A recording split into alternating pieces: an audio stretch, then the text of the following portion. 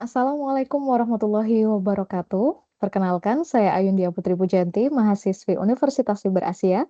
Dan kali ini saya akan memaparkan mengenai strategi Indonesia untuk menghindari middle income trap melalui kebijakan fiskal, kebijakan moneter, dan juga kebijakan pengelolaan utang.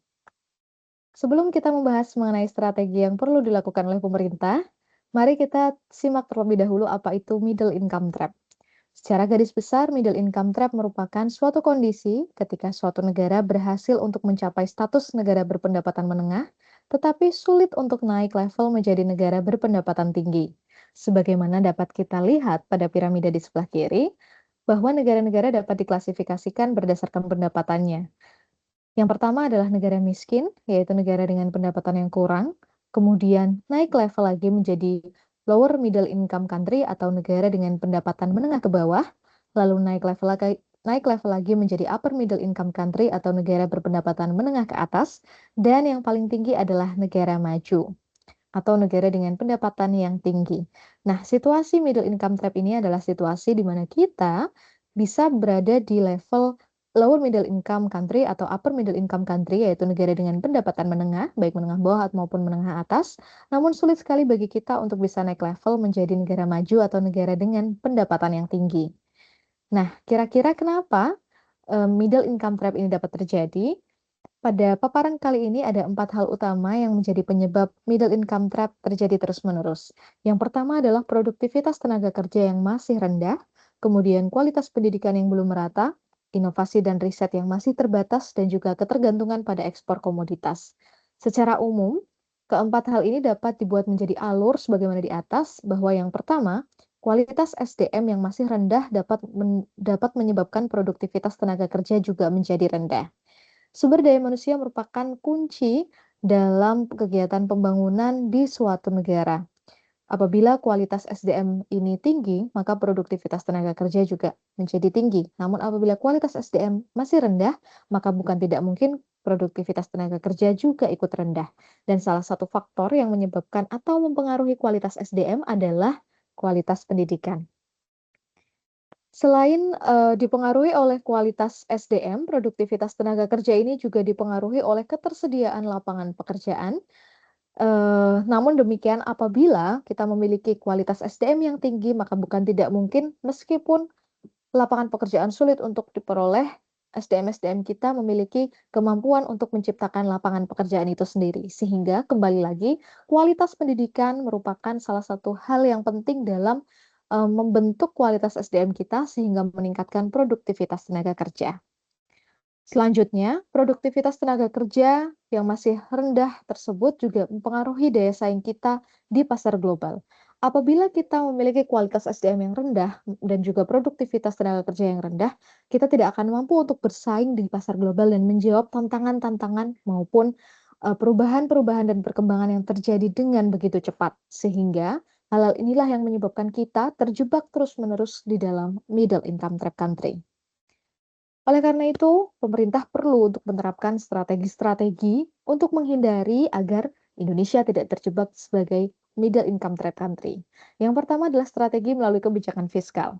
Kebijakan fiskal sendiri merupakan kebijakan pemerintah yang berkaitan dengan penerimaan dan pengeluaran negara melalui APBN atau secara umum mengenai bagaimana pemerintah mengelola APBN itu sendiri.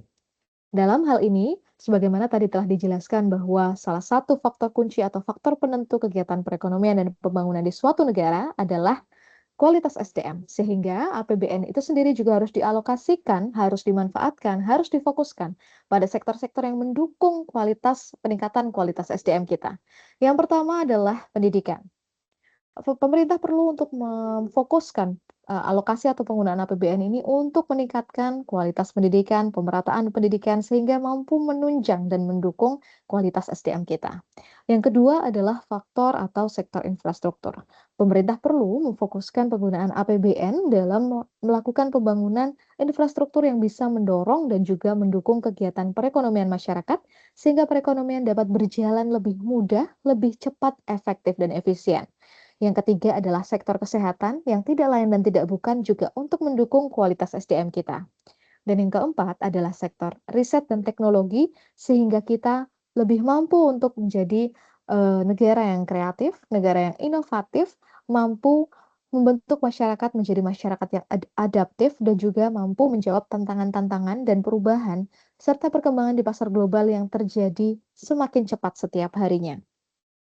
Di sebelah kanan ini merupakan sebuah alur, yaitu apabila APBN dikelola dengan baik, dengan selektif, dengan fokus pada sektor-sektor utama, misalnya pendidikan, maka bukan tidak mungkin kita bisa meningkatkan kualitas SDM kita.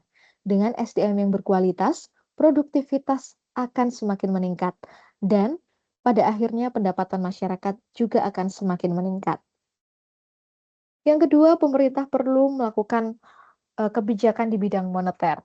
Kebijakan di bidang moneter sendiri merupakan kebijakan pemerintah untuk menjaga inflasi, menjaga stabilitas nilai rupiah, dan juga menjaga sistem keuangan. Moneter memiliki setidaknya tiga peran. Yang pertama adalah menjaga inflasi agar tetap rendah. Mengapa inflasi ini perlu tetap rendah? Tentu tidak lain dan tidak bukan adalah agar daya beli masyarakat tetap terjaga. Dengan daya beli yang terjaga, masyarakat tetap bisa melakukan kegiatan jual beli dan kegiatan perekonomian bisa tetap berjalan. Yang kedua, moneter berperan dalam menjaga nilai tukar rupiah sehingga investor-investor tetap percaya untuk menanamkan modalnya di negara kita. Dan yang ketiga, moneter berperan untuk mendorong kredit produktif, yaitu terutama untuk UMKM, industri manufaktur, dan teknologi. Untuk itu, pemerintah perlu melakukan fokus dalam sektor-sektor ini. Karena apabila inflasi stabil, inflasi terjaga, inflasi tetap rendah, maka investasi akan naik, investor-investor akan masuk. Dengan demikian, kegiatan perekonomian akan semakin meningkat. Dan hal ini bisa membuka lapangan pekerjaan yang lebih banyak sehingga ujung muaranya adalah pendapatan masyarakat yang juga semakin meningkat. Selain kebijakan fiskal dan kebijakan moneter, pemerintah juga perlu melakukan strategi melalui kebijakan utang yang baik, utang yang selektif, dan utang yang fokus karena sebagaimana kita ketahui, utang ini dapat digunakan untuk membiayai kegiatan pembangunan infrastruktur, pendidikan, transformasi industri, dan energi yang kesemuanya itu tentunya penting untuk mendukung atau meningkatkan kualitas SDM kita. Utang perlu dikelola dengan beberapa strategi. Yang pertama adalah digunakan untuk investasi yang sifatnya produktif dan bukan sebatas untuk kegiatan atau program yang bersifat konsumtif. Dengan investasi produktif, maka output atau eh, output atau yang dihasilkan di kemudian hari ini dapat lebih memberikan manfaat kepada masyarakat kita. Sehingga tidak hanya pemerintah asal melakukan utang untuk membiayai konsumsi hari ini, namun utang yang dilakukan oleh pemerintah dapat mendatangkan manfaat di masa yang akan datang.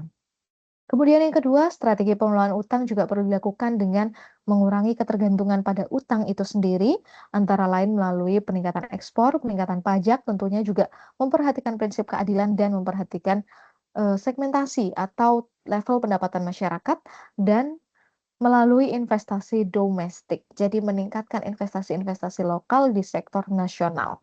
Dan yang ketiga, utang juga dilakukan dengan strategi untuk memperkuat hilirisasi, melakukan pembangunan-pembangunan yang memberikan manfaat lebih bagi masyarakat sehingga nilai tambah dapat dinikmati di dalam negeri. Secara umum, utang dikelola dengan baik dan juga dengan bijak dan berfokus untuk investasi produktif, sehingga investasi produktivitas masyarakat dapat meningkat, yang kemudian ujung muaranya utang ini bisa meningkatkan pendapatan negara dan juga meningkatkan kesejahteraan masyarakat. Dengan demikian, agar Indonesia tidak terjebak dalam middle income trap, maka simpulannya adalah pemerintah perlu fokus pada kebijakan fiskal, moneter, dan juga kebijakan pengelolaan utang. Kebijakan fiskal dilakukan melalui fokus pada pendidikan, infrastruktur, dan juga hilirisasi yang semuanya untuk mendukung kualitas SDM kita. Yang kedua, melalui kebijakan moneter dengan menjaga inflasi, menjaga stabilitas rupiah, dan mendorong kredit produktif. Dan yang ketiga, melalui kebijakan pengelolaan utang yang dilakukan secara produktif dan juga dijaga keberlanjutannya. Izinkan saya menutup paparan ini dengan sebuah quotes bahwa Indonesia tidak akan keluar dari middle income trap hanya dengan pertumbuhan ekonomi, tetapi juga dengan masyarakat yang produktif, inovatif, dan melek finansial. Sekian yang dapat saya paparkan. Terima kasih. Wassalamualaikum warahmatullahi wabarakatuh.